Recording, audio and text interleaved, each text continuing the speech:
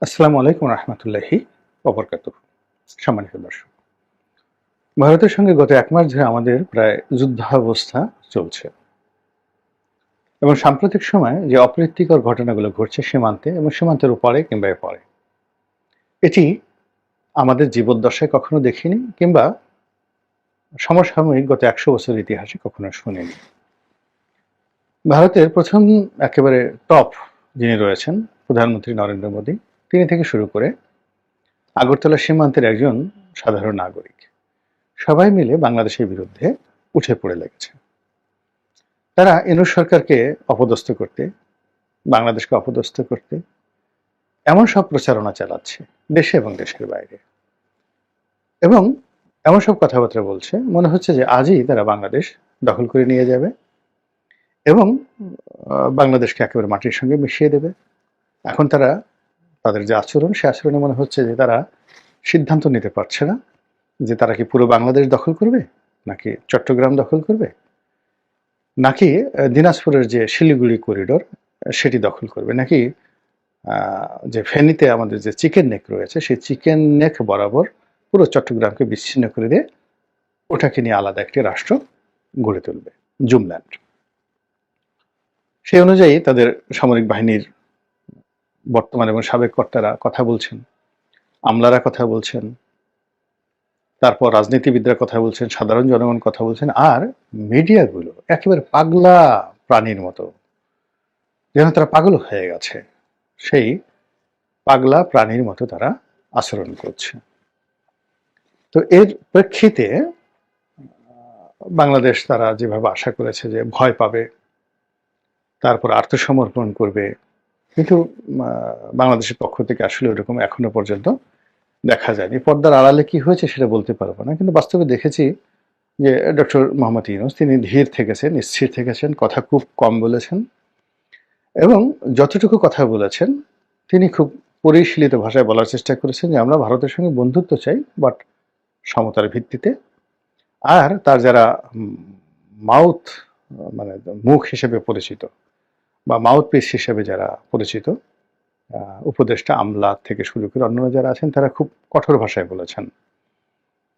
একজন উপদেষ্টা তো বলেছেন যে একেবারে এই যে প্রচারণা যখন শুরু হবে, এটা তো গোয়েন্দা লেভেলে 1 মাসেরও আগে, এই যে যুদ্ধটা, বাকযুদ্ধটা যে শুরু হয়েছে তারও আগে একজন উপদেষ্টা তিনি স্ট্যাটাস দিয়ে বলে ফেললেন যে যুদ্ধটা যখন অনিবার্য তখন যুদ্ধ করতে হবে।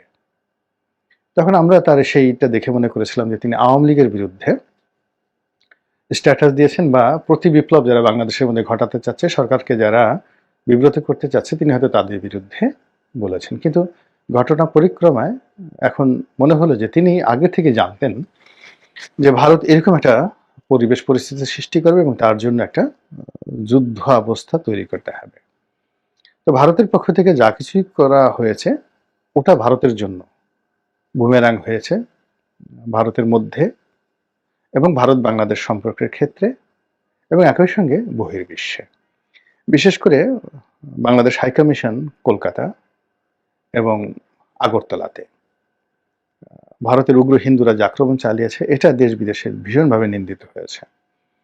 দ্বিতীয়ত, বাংলাদেশে তারা যেভাবে ভিসা বন্ধ করে দিয়েছে, তার কাউন্টারে বাংলাদেশও ভারতের যে কলকাতা থেকে যারা আসবে বাংলাদেশে, সেখানে ভিসা সীমিত করে দিয়েছে। এটা ভারত কখনোই স্বপ্নেও কল্পনা করেনি বাংলাদেশে এরকম একটা ভূমিকা নিতে পারে। এরপর যেটি হয়েছে সেটি হলো তারা একেবারে এত ছোট মন মানসিকতার এবং এত অল্প চিন্তার ভারতের বড় বড় রাজনীতিবিদ, বড় বড় সাংবাদিক, তারা যখন মুখ ঝুলিয়ে ঝুলিয়ে বলে যে আমরা তোমাদেরকে পেঁয়াজ দেব না, আরে বাবা, পেঁয়াজকে আমরা মাগনা আনি কিনা, তোমরা যদি বরং এটা একটা পচনশীল দ্রব্য, খুব দ্রুত বাংলাদেশে আসে, 6-7 দিনের মধ্যে চলে আসে একেবারে ক্ষেত থেকে। এই 6-7 দিনের মধ্যে যদি বাংলাদেশ না হয় তাদের অন্য দেশে এক্সপোর্ট করতে হয়, তাহলে তাদেরকে রেফ্রিজারেশনে যেতে হবে, রিফার কন্টেনারে করে বা জাহাজে করে তাকে এই পেঁয়াজ রপ্তানি করতে হবে। আমরা যেমন ফল ফলাদি মিশর থেকে আনি, তো রেফ্রিজারেটরে করে আনি, তো একটা কন্টেনারের ভাড়া যদি $800 হয়, $800 হয়, ধরুন বা 1,00,000 টাকা হয়। তো ওটিকে যখন আমরা রিফার কন্টেনারে আনি তখন সেটা ভাড়া হয়ে যায় 6,00,000 টাকা। মানে মিনিমাম নর্মালের চেয়ে 6-7 গুণ বেশি ভাড়া দিতে হয়। ফলে পণ্যমূল্য আপনি দেখেন যে দক্ষিণ আফ্রিকা থেকে যে কমলাগুলো আসছে এগুলো 250 টাকা থেকে 300 টাকা করে পার কেজি আপনাকে কিনতে হচ্ছে। কিন্তু এটা যদি আপনি দক্ষিণ আফ্রিকা থেকে কিনেন আপনি দেখবেন যে হায়েস্ট 20 থেকে 25 টাকা করে পার কিলো সেখানে বিক্রি হচ্ছে মিশরও তদ্রুপ। আমরা রিফার কন্টেনার করে আনতেছি। আবার আমরা আদা, রসুন, পেঁয়াজ আমরা যদি চীন থেকে আনি আমাদেরকে রিফার কন্টেনারে করে আনতে হয়। এর কারণ হলো এখানে খরচ একটু বেড়ে যায়। তো ভারতের ক্ষেত্রেও যেটা হচ্ছে সেটা হলো এখানে মানে ডবল, অর্থাৎ তাদের যদি ইংল্যান্ডে এই পণ্য এক্সপোর্ট করতে হয় কিন্তু ইংল্যান্ডে তো তারা পারবে না, কারণ ইংল্যান্ডে সেখানে তারা চীন থেকে নিচ্ছে। তো চীনও রিফার কন্টেনার করে পাঠাচ্ছে, ভারতে রিফার কন্টেনার করে পাঠাচ্ছে, তারপরে আমেরিকাও চীন থেকে আনছে রিফার কন্টেনারে ভারতের রিফার কন্টেনার। তো ভারতের যে পেঁয়াজ, আদা, রসুন এইগুলোর যে মান এবং এখানের যে উৎপাদন ব্যয় এবং ভাড়া তার সঙ্গে চীনের ভাড়া অ্যাটলিস্ট 25% কম। ফলে ইউরোপের মার্কেট তারা ধরতে পারবে না। তাদেরকে ইউরোপের মার্কেট যদি ধরতে হয় তাহলে ওই চীনের সঙ্গে প্রতিযোগিতা করতে হবে। আর যদি উইদাউট রিফার নর্মালভাবে তারা এক্সপোর্ট করে আদা, রসুন, পেঁয়াজ, কাঁচামরিচ, তাহলে তারা এই প্রতিবেশী রাষ্ট্র, সীমান্তবর্তী রাষ্ট্র যেখানে 3 থেকে 4 দিনের মধ্যে তারা মাল পৌঁছে দিতে পারে। তো এই ভারতীয় পেঁয়াজ যদি আমরা আমদানি না করি তাহলে তারা এই মাল খেতে হবে অথবা ফেলে দিতে হবে, অথবা তাদেরকে রিফার কন্টেনারে করে অ্যাটলিস্ট বর্তমানে তারা যে মূল্যে বিক্রি করছে তার চেয়ে 25% টু 50% অর্ধেক মূল্যে বিক্রি করে রিফার কন্টেনারে করে ইউরোপে বিক্রি করতে হবে, এবং তাও শিওর না। এ কারণ হলো যে চায়নাতে ইউরোপের মানুষ কাজকর্ম অত ঝামেলা যেতে চায় না। আমরা যেমন দেশি পেঁয়াজ চাই, ছোট ছোট গুটি গুটি পেঁয়াজ চাই, কিন্তু ইউরোপে সে চিন্তা করে যে একটা পেঁয়াজে যদি আধা কেজি হয়ে যায় তো ওই একটা পেঁয়াজ দিয়েই সে দেখা গেল সব কাজ করে ফেললো, এই সময় তাদের নেই। তো আমরা যে ধরনের পেঁয়াজ উৎপন্ন করার ক্ষমতা ভারতের নেই। ভারতের পেঁয়াজ আমাদের দেশের মতোই দেশি পেঁয়াজ, একটু বড় হয় ক্ষেত্র বিশেষে, এটা 60-70% হায়ার। তো কাজেই সেই পেঁয়াজগুলো আমরা এনে মূলত ভারতকে রক্ষা করি, কাঁচামরিচ এনে রক্ষা করি। কিন্তু ভারত এটাকে বলে যে আমরা তোমাদের পেঁয়াজ না দিলে খাবে কি, চিনি না দিলে খাবে কি, তুলা না দিলে খাবে কি। আমরা ভারত থেকে তুলা আনি কিন্তু তুলার মান খুবই খারাপ, খুবই খারাপ, এবং এই তুলা, খারাপ তুলার কারণে আমরা ফ্যাব্রিকে উন্নয়ন করতে পারি না। কিন্তু আমরা তুলা যদি মধ্যপ্রাচ্য থেকে মানে রাশিয়া থেকে তুলা আনি, সবচেয়ে ভালো তুলা, তারপরে তার চেয়ে ভালো তুলা ইজিপ্টে, তারপরে Pakistani cotton, unbelievable, Pakistan one the finest cotton in the world, কিন্তু ভারতের সেটা হয়তো 25% দাম বেশি যাবে।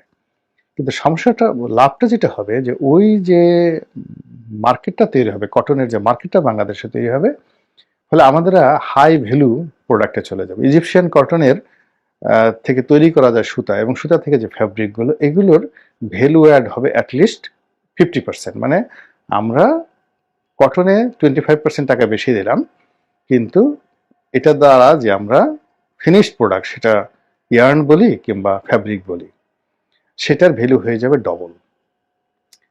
কিন্তু প্রথম 6 থেকে 7 মাস কষ্ট হবে, এরপরে দেখবেন যে ভারতীয় কোনো জিনিসই আমাদের দেশে আসবে না, একেবারে আসবে না। ভারত আজীবনের জন্য কিন্তু বিপদে পড়ে যাবে, এবং এটা শুরু হয়েছে। এখন আমরা পাকিস্তান থেকে আনছি, চীন থেকে আনার জন্য এই যে ভারতের প্রবলেমটাই আমাদের ব্যবসায়ীরা দাম বেড়ে যাবে, কিন্তু ওই সমস্ত জায়গা থেকে আলটিমেটলি আমদানি শুরু হয়ে গেছে, এবং পাকিস্তানের সাথে সরাসরি বিমান যোগাযোগ, সরাসরি জাহাজ যোগাযোগ, এটা ভারতের মাথা খারাপ করে দিয়েছে, একেবারে মাথা খারাপ করে দিয়েছে। এর কারণ হলো এই জাতিটা এমন একটা ব্যাপার, তারা যে চাণক্য নীতিতে চলে। তো চাণক্য নীতির মূল ব্যাপার হলো যে যুদ্ধ নয়, সরাসরি যুদ্ধ নয়, যুদ্ধের ভয় দেখানো। তাদের প্রথম হলো হুমকি ধামকি দাও, যুদ্ধের ভয় দেখাও, তারপরে যদি তারা ভয় না পায় তখন এই বেইমান মুনাফেক তৈরি করে বিভিন্ন জায়গাতে দালাল তৈরি করে টাকা পয়সা দাও। দ্বিতীয়, তৃতীয় হলো দূর থেকে হম্বিতম্বি দেখাও, যে আমি এখনই মেরে ফেলবো, কেটে ফেলবো, খেয়ে ফেলবো।